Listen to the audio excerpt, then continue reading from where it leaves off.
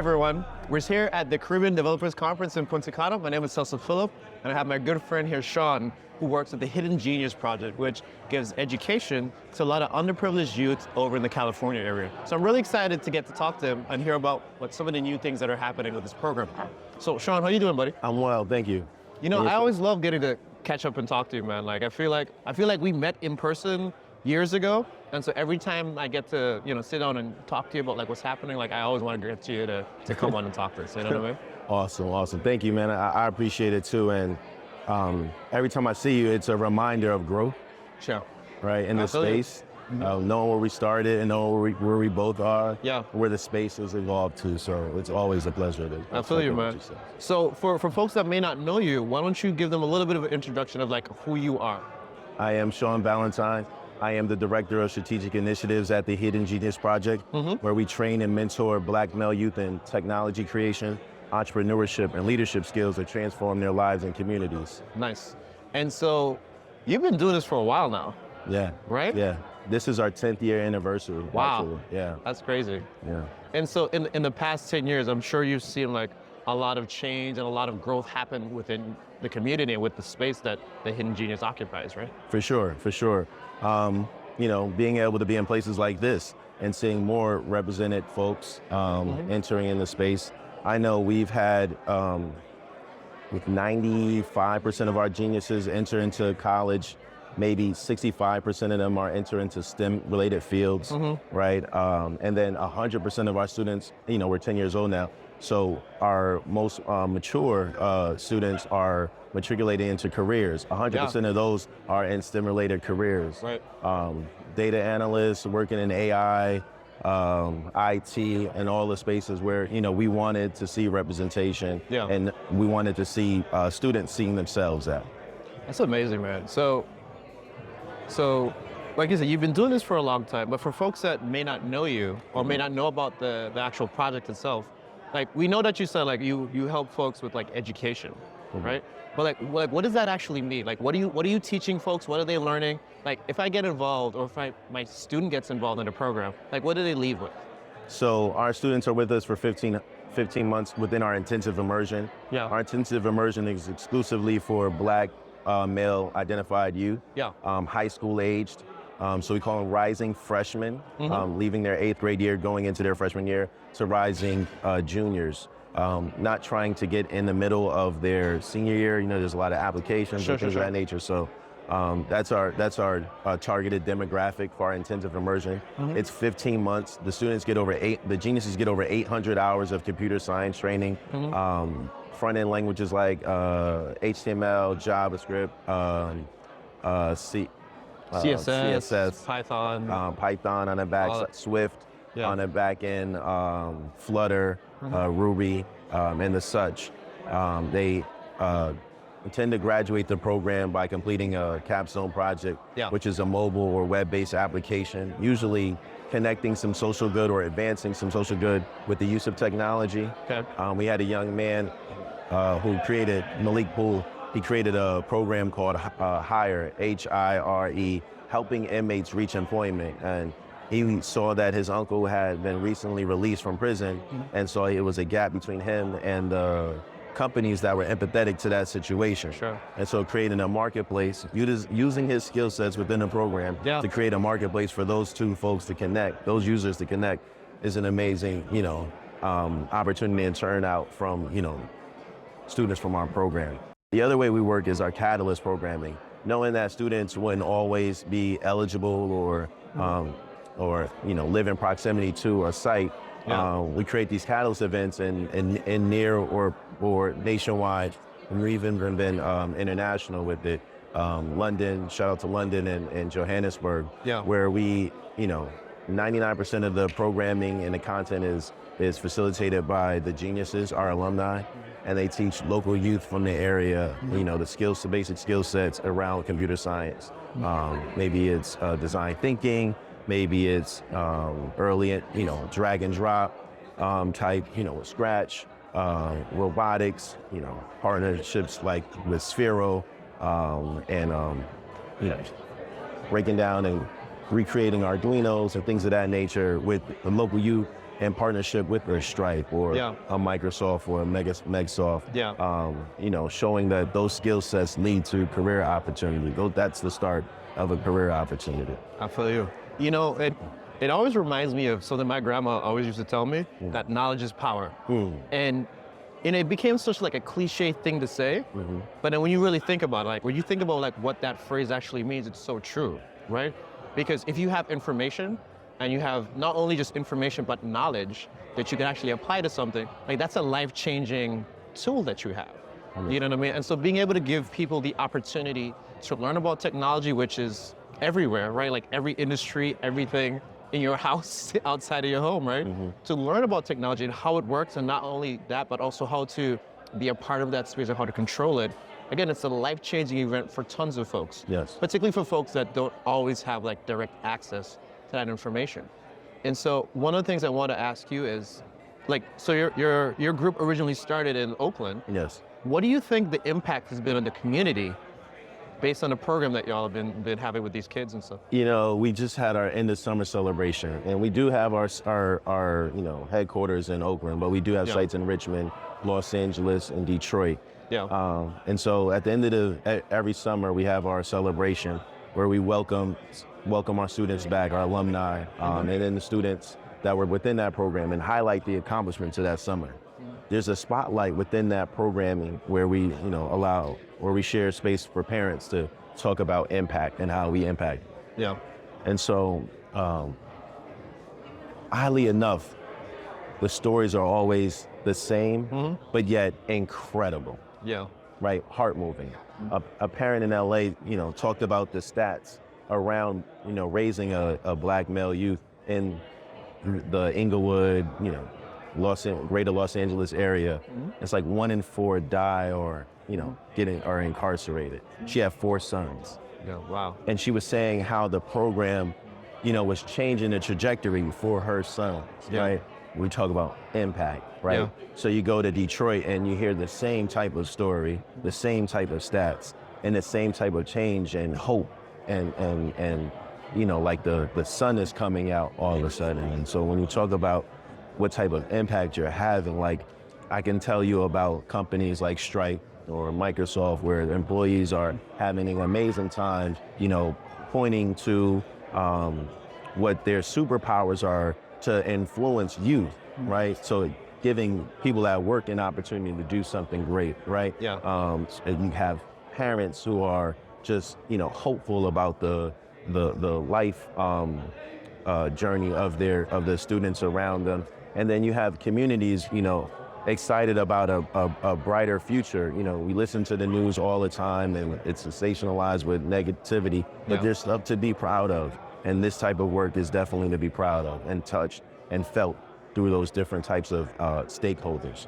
Yeah, I think the sad truth is a lot of the times just based on where you come from, like you're already given a label.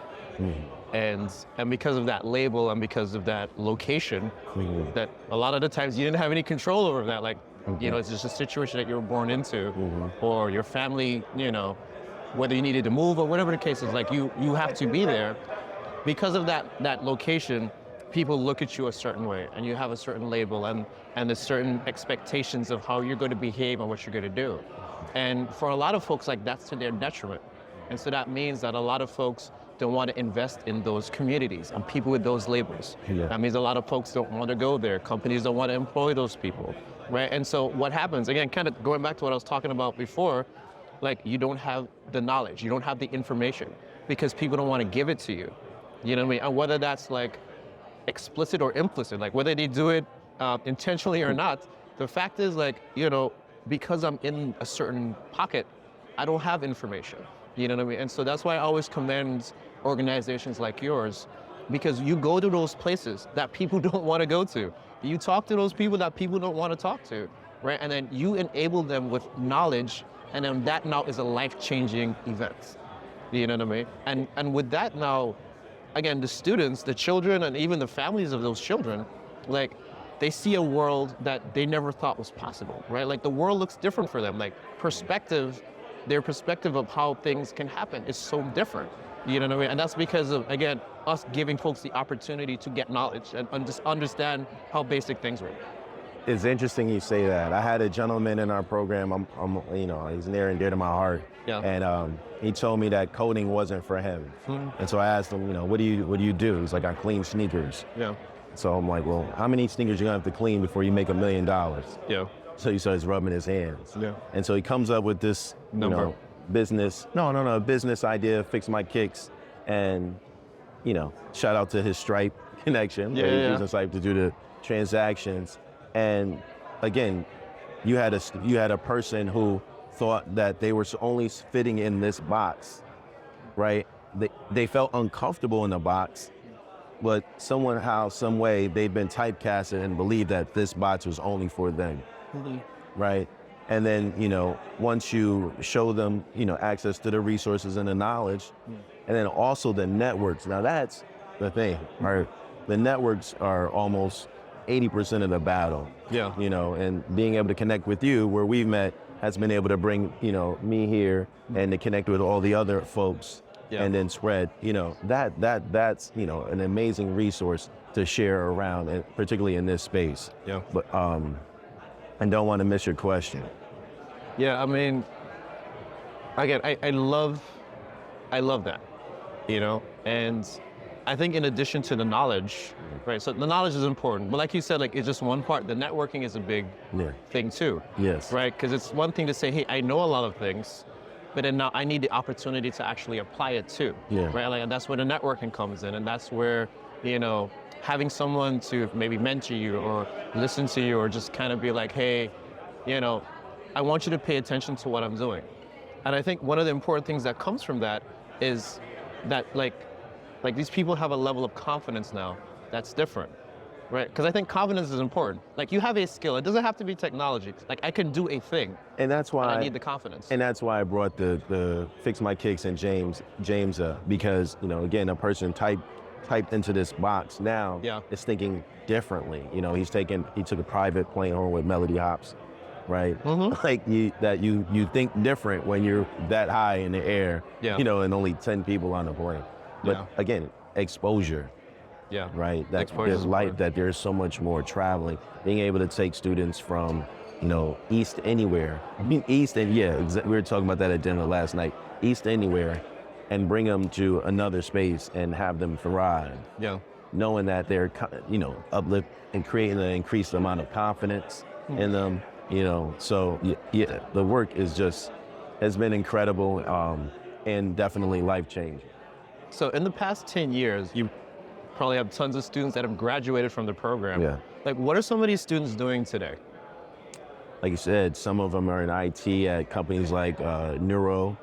We've had a few we have opportunities at Uber, Dynatrace. We have a young man at Microsoft now. Yeah. Where are we going? Where are we at? Some of them are working in AI. Incredible. I have one young man who just has his own business. Yeah. Well, about 2 of them will own their own businesses. One has a cafe, in Berkeley, and then another one has a corporate sanitation service. But it's the idea that they can do anything. Yeah. You talked about it earlier.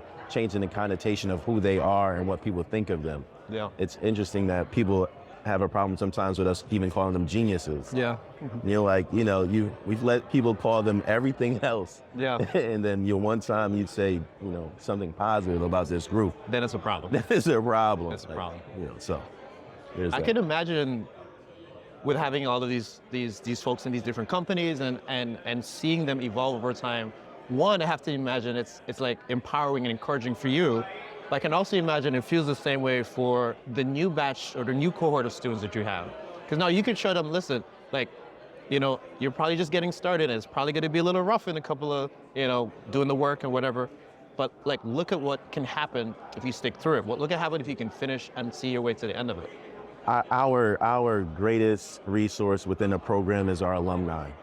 And they come back in droves every year to support. They want to be youth educators. They want to be ambassadors and champions of the brand. Yeah. And so, yes, it's like that all of the time, you know, Yeah. and it's really easy to keep geniuses motivated when they have somebody in such a proximity to look at and say, well, you know what, they just,